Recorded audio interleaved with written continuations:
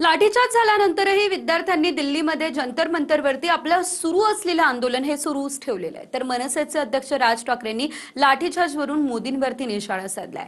सरकारलाच रुग्णालयामध्ये दाखल करण्याची गरज आहे असं राज ठाकरे म्हणाले। बघूयात।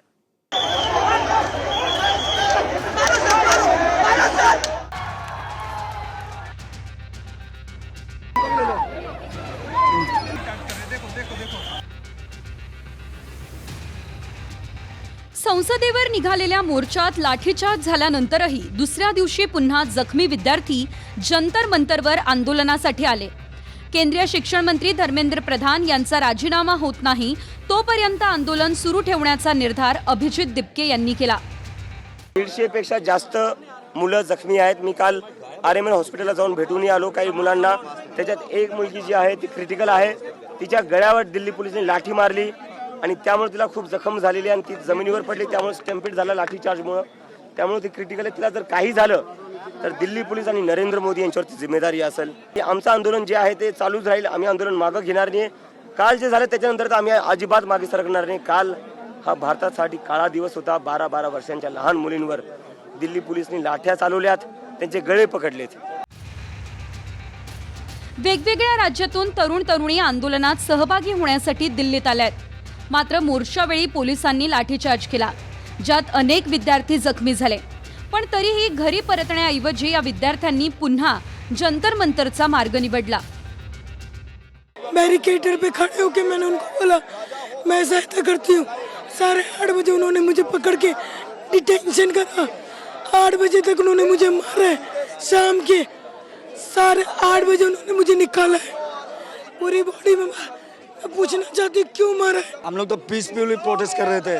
वो लोग ने ह्यूमन चेन बनाया। चेन बनाने के बाद में वहाँ पे एक बच्ची थी, हटा था पुलिस वाला 6 फुट का, उसको मार रहा था। तो मैंने हक किया बच्ची को, तो वो पुलिस वाला तब भी मुझको मारा है।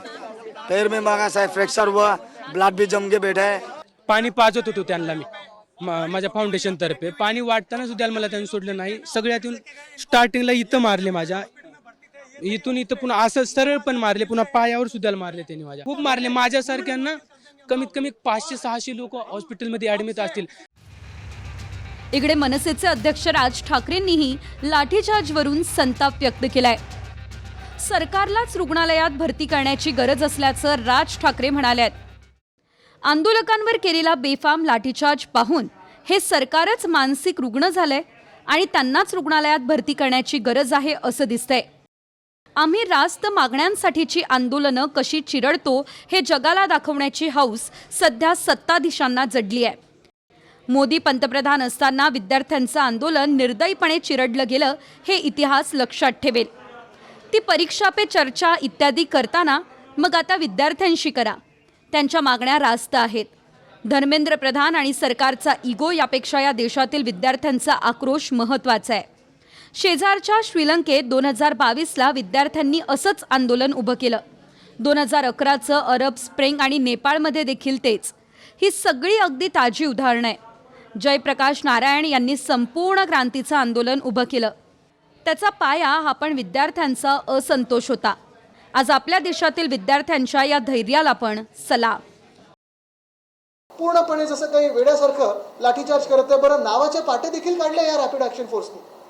म्हणजे तुम्ही भारतीय नागरिकांवर, तुम्ही हिंदुस्थान्यांवरच लाठीचार्ज जो केला, एवढा भयानक केला, अमानुष्य केला की तुम्हाला कुठेही संवेदनशीलता नाही की कोणासाठी आंदोलन होत आहे। कुठल्याही सरकारला आपल्या नागरिकांवर लाठीचार्ज करणं हे कधीच आवडत नाही। पण काल आपण बघितलं असेल ज्या प्रकारची अवस्था त्या ठिकाणी होती, जर पोलिसांनी कंट्रोल घेतला नसता तर अनेक अनावश्यक अशा गोष्टी त्या ठिकाणी घडल्या असत्या। पोलिसांनी मोठा संयम देखील दाखवलेला आहे आणि अर्थातच अशा प्रकारचं आंदोलन हे त्या ठिकाणी योग्य पद्धतीने व्हावं यापुरतं जेवढं त्याच्यावर कारवाई केली पाहिजे तेवढी कारवाई ही पोलिसांनी केली आहे। लाठीचार्ज होऊनही तरुणाईनं दिल्ली आणि जंतर मंतर सोडलेलं नाही आहे। नीट पेपरफुटी प्रकरणात जबाबदारी निश्चित करून धर्मेंद्र प्रधानांच्या राजीनाम्यासाठी ते ठाण मांडून बसले आहेत।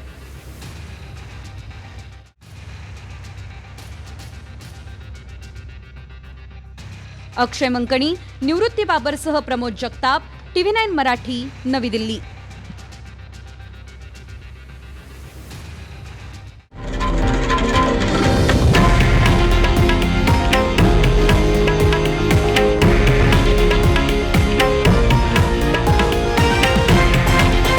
हे आहे देशातील नंबर 1 न्यूज नेटवर्क आणि आपण पाहत आहात TV9 मराठी, एकमेव.